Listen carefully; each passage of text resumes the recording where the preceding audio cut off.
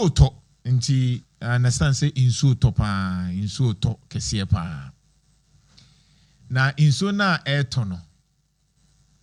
na nse madamfo baako pa na menamfo no ma se menyo mu pa ɛyɛ ntatea menamfo no pa menyo mu no memfo mu ni agro nti bebia me wo no mekɔ ana makomo maduane adi ntatea ahimfie FM I'm sure say wonim ntatea ntatea some na make ya nkasa ntatea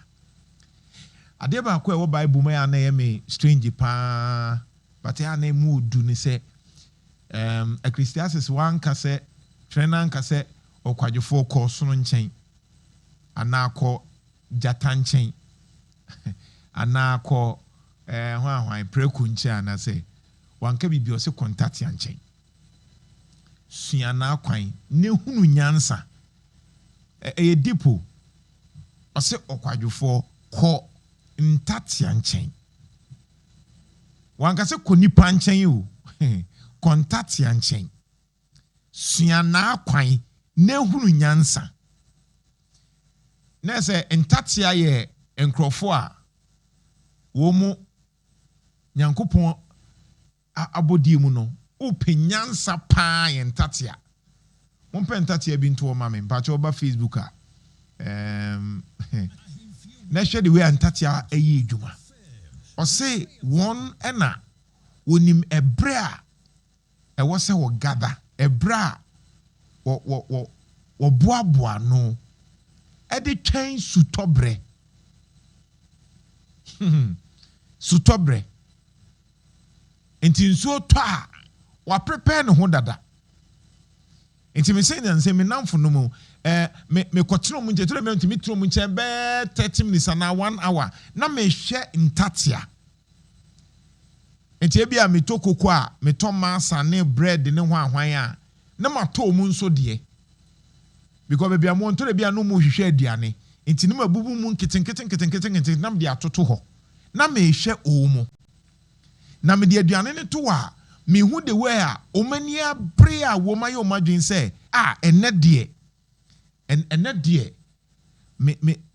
me fa pa no nam de akowura asase nase me busa o asoro nyankopɔn asɛm bi obeka bia ne bam say menko ni panche nkusua nyansa menko osono nkyɛn nkusua nyansa because osono na nka eso osono so jatan ni eden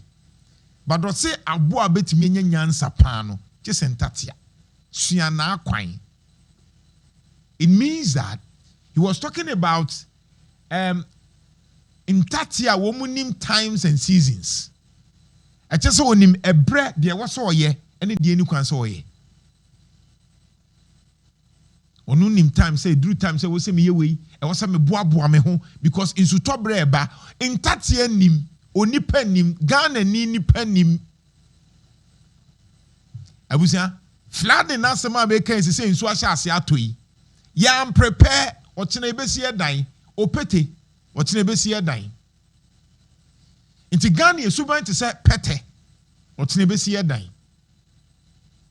Ghana esuban ete say pete ochina ebesi edan ene enu nti na nsu otibetimi ato na afaye na ayiri ye ni abeka ho asem ni afre NADMO coordinator ye be frɛ KM boss na wo sesɛn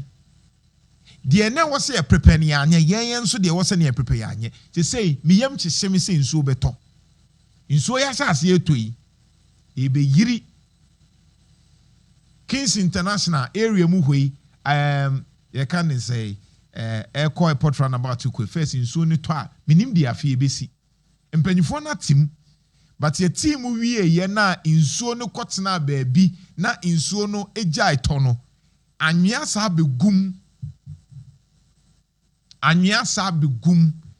nje say no afi ne yese ba betim biem opete otena yebesi edan but aboantatia ntwen ma asem ne mansa me say Ghana a problem ye basic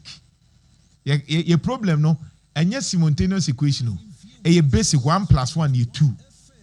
By ye be 3s dy dx. And ye person de solve 1 + 1. Aye 2 no. Near the dy dx. Ye solve the saying e was say, it was say, say. Inti mpacho, wa wo ben insuo no. Huni say wa prepare ya. Insuo ne be tata wo fi ho. Ye wo kwan a ye fa so si dan o. Mayenko Facebook na menkyere wade bi. Hwe broni or planet drainage. Bra Facebook na ana wo hwe no TV so a me kyere wade because insu yiri na eba. Me kyere wo types of drainage. Drainage say nyankopon nyansem no ye wa asase bia na ekwan a ofa so ye no ba bia wo se insuo eba. Ti mo mfa so mame.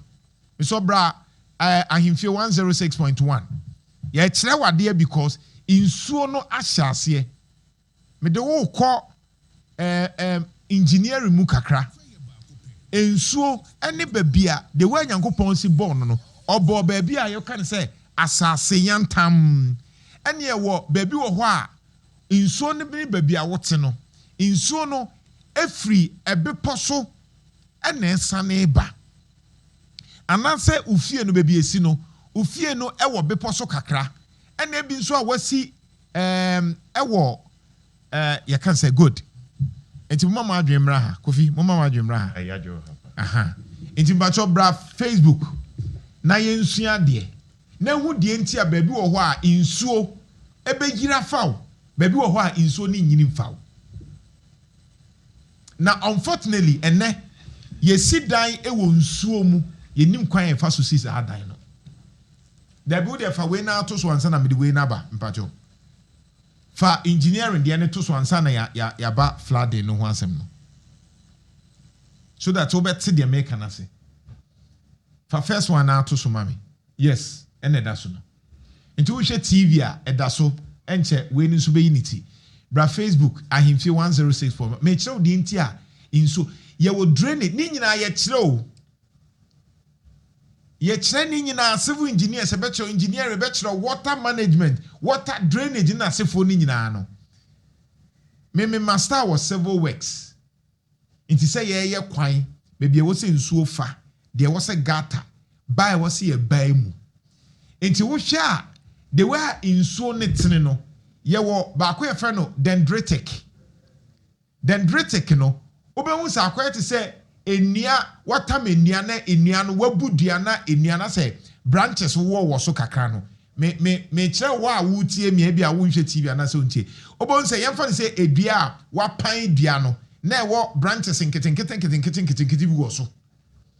sana inso ni bi wo ho a eche say inso no efri baabi na abe join sa tributaries sa na abe join bigger river inti ubon say inso wan keten na abe join we inso we free ha na abe join na join kese na bia akọ join bia yemfa say river pra na river pra so atena na ekwa na akọ titima na ekọ epo ho ene wo drainage eye inso ani bi wo ho a ye kan say rectangular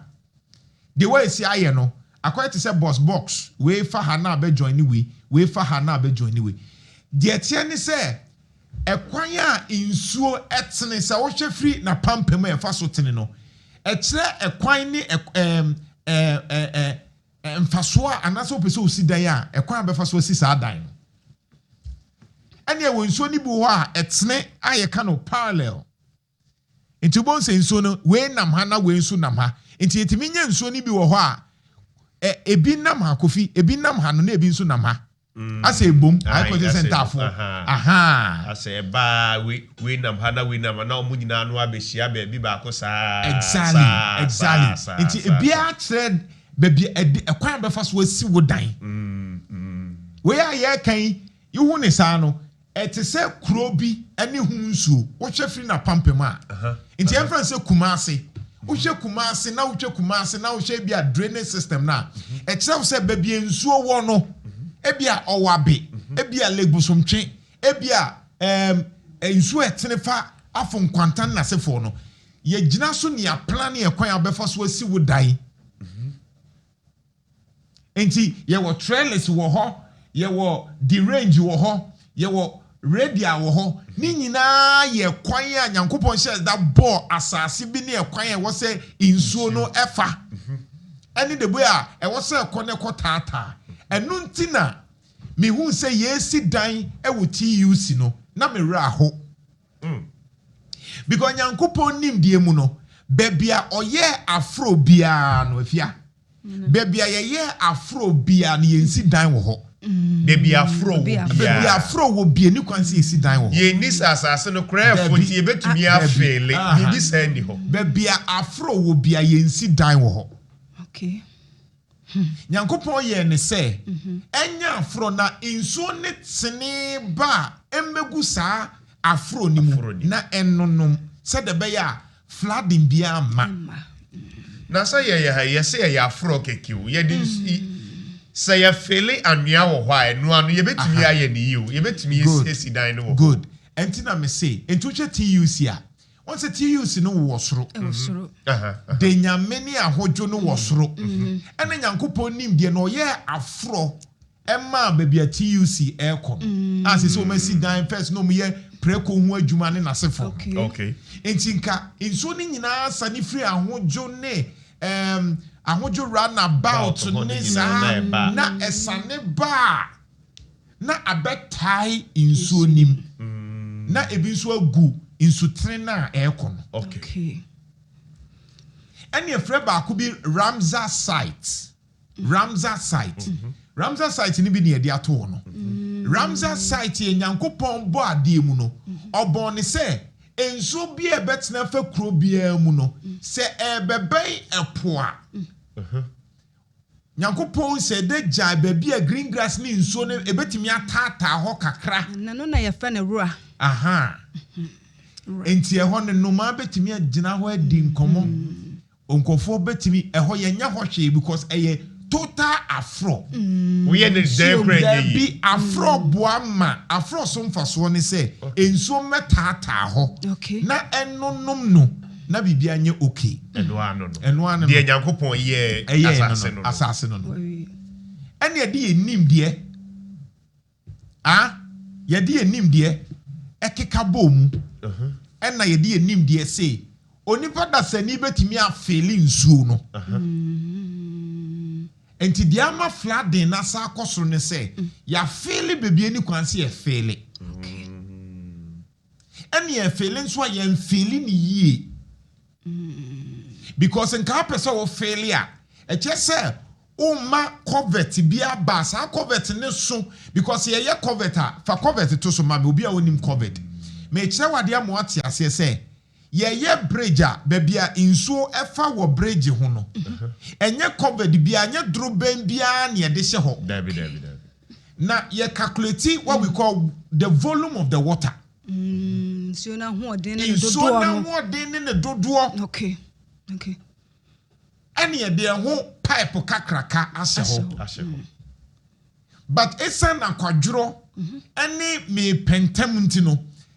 yɛn calculate sɛ nsuo free ebi a ahodwo ɛsane anase nsuo free afɔ kwanta na wohwɛ ne tetreten a cover de wɔse yɛde bɔ hɔ no sɛ yɛde ketu a ebebu afa kwan no so enti time bia bɛhu sɛ nsuo bu afa kwan no so no na kyerɛ sɛ cover no man calculate the volume of the water the speed of the water ɛna ɔmo de ketua bia to hɔ enti eduru baabi a ɔyɛ nipa sɛbi wodidi bro so kra wobɛfe enti duru bɛn no ɔhyɛ no na entimi nkɔ na nsuo ne ɛfa so a na afi ebu afa so that is what we experience when you are broni or planet enti fa bi tututu so na nhwɛ the way a mnofo yɛ drainage the other thing is so ama flood na ba ne say ene abɛɛfo ne nimdeɛ ntra so nti eskafo dodo na esi dan a yen kreti place a green grass bɛwɔ dabi onya ho metwa dabi enti bebia ya tile na ya ha no 1000 na ɛhyɛ sɛ we yɛ sikani o nti wo sɛ wo de fa ɛno kora bo deɛ sɛ nkɛyɛ we deɛ 1000 no obeto tiles no ye ha no enda che say oh papa ndi oye good we si fie kama o papa ndi o wo ska o enti ade ba kwa edi susu say we di ye sikafuo fie enti share drainage on say we ye de ato so me so over Facebook ahemfie 106.1 we ye planning of drainage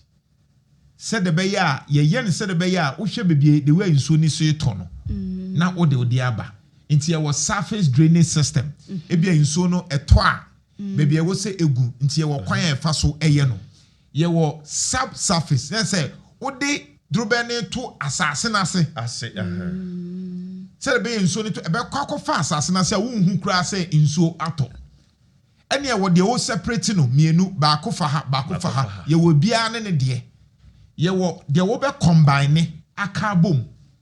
eno na ya na eso nti abrofo kra do mo combine one na o hwe movies a o mutimi tisim no mo nam drobe ni mu saa ba ko bi to platform light kra nyina wo se Japan for e wo bi nti ono mutimi the wires ne nasefo nyina fefamu said be in case of no mutimi ehu de ekoso okay we nyina e drainage planning wasanka wo de umo obi asase so onsi dan a ye plan to wo enti ohene na oton asase no we nyina ye plan a eye assembly ni na plan ehu se we ni epese ye unfortunately ye nye dabi my last statement 1 minute na afia asemo enti nso ne de eto na na de ye de be hu ani so ensuo na koyiri wa hanad mo de mo